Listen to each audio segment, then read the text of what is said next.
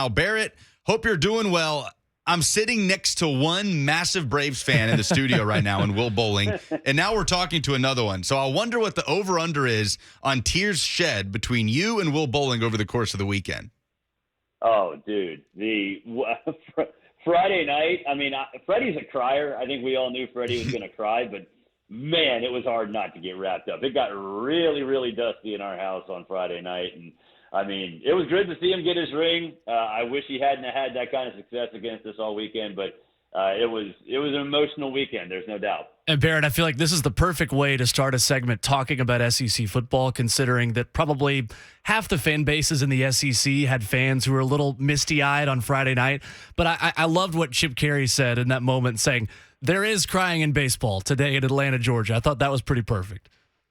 It's true. There was not a dry eye in that building, not a dry eye in our house. I think it shows just how much of an impact Freddie had, coming up, early success, being the cornerstone through the rebuilding process and ending it last year, in a storybook way. So, yeah, there's crying in baseball. I think that's okay. I think Freddie's emotions and the things that he said certainly speak volumes about what the organization, the city, the fans mean to him, and will continue to mean to him for the duration of his career. Typically, when you have that type of return, it's boos, right? So I've never seen that emotional of a comeback with the player coming back to play against his former team with his new team, and it was cool to see. As a neutral, as a non-Braves fan, it was cool to see the emotion there. It's why you love sports. A lot of emotion going on in Gainesville right now, too, Barrett. Different type of emotion, because Florida fans are going nuts here after this commitment of Jaden Rashada, the four-star quarterback from California, commits to Miami over Florida. And you have reports from On3 Sports as his lawyer directly tells On3 that he turned down $11 million from Florida to take $9.5 million from Miami. Now Gator Collective in Gainesville saying, we have nothing to do with this lawyer. We won't speak to him. We don't like his tactics. Florida fans are up in arms, whether they're frustrated at Billy Napier or they're frustrated at everything about the way Florida is going about name, image, and likeness. My question is, in this new era, do we need to reconsider how we evaluate head coaches at recruiters, given that we don't know what NIL advantages they may or may not have? Yeah, I think there's something to that, but I also think there's so much plausible deniability with that needs to be built in for recruiting that, the Gator Collective's certainly going to say that. But to me, the thing that jumped out, my first reaction was, what the hell is this lawyer doing? Like, he's basically saying that he cheated, like that he got an offer for his client to go to Miami and go to Florida. He's basically throwing both programs under the bus. And that to me is the most shocking thing. And, I've heard the numbers are not nearly what they're supposed to be, which again goes to the point where it looks like this lawyer's out for himself. He wants to get more clients, so he's going to inflate the numbers. And I've heard they're not even close to what he said in that story. But it's weird to me that somebody that would be in his position in that line of work would go on the record like that. I don't understand the reasoning behind it. Now, yeah, we're going to have to reevaluate how we go about evaluating recruiters and programs and collectives and things like that. But, it's still a new process. And, I think right now, these people are kind of drunk with power, and they're certainly using it. And players are shopping for the best deal. There's no doubt.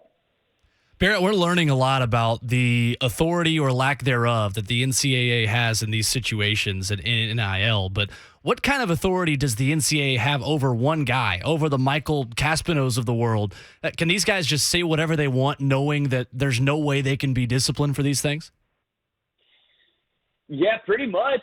I think the one thing about, how this is sort of shaken out is that a lot of these schools and collectives and lawyers, they're not scared of the NCAA because they know, and this is the case same with Jimbo and the Saban squabble, that as long as they're abiding by state rules, they're going to be fine. And if the NCAA tries to do something to them, then they're going to sue. And that's not just the lawyers, it's the collectives.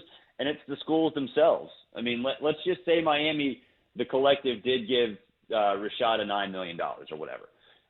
If the NCAA comes back and says, well, you can't do that, we're going to punish you, then Miami's going to look at them and say, no, we followed our state laws. You can't do that to us. You have no jurisdiction. So, it's just a giant mess like that. And so they do have free reign, and it's not just the lawyers. It's essentially everybody until, the NCAA puts some guardrails in. But at this point, I think it's too late because, you already have certain states and certain organizations operating within their state's laws in a way that others can't. And really, that's the genesis of the whole Saban-Jimbo squabble from a month and a half ago, too.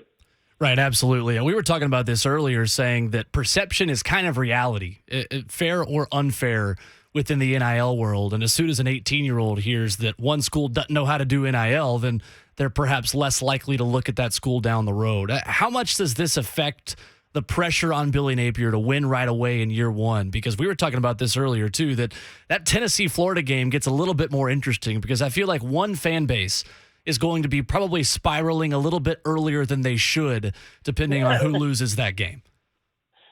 Yeah, it's certainly going to be it's going to be a big one. I don't think there's a ton of pressure on Billy Napier. I think, look, the idea that somehow he could be under pressure because of this, I think is a little ridiculous. Right. He's got a talent issue. He's got a depth issue.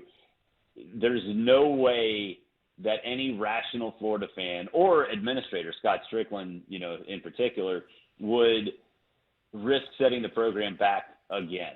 And so Napier is going to get the benefit of the doubt. And if they lose to Tennessee, look, they're going to be upset in Florida. And, you don't want to lose to a rival, but Tennessee's going to be really good. So, I don't necessarily think it's the end of the world.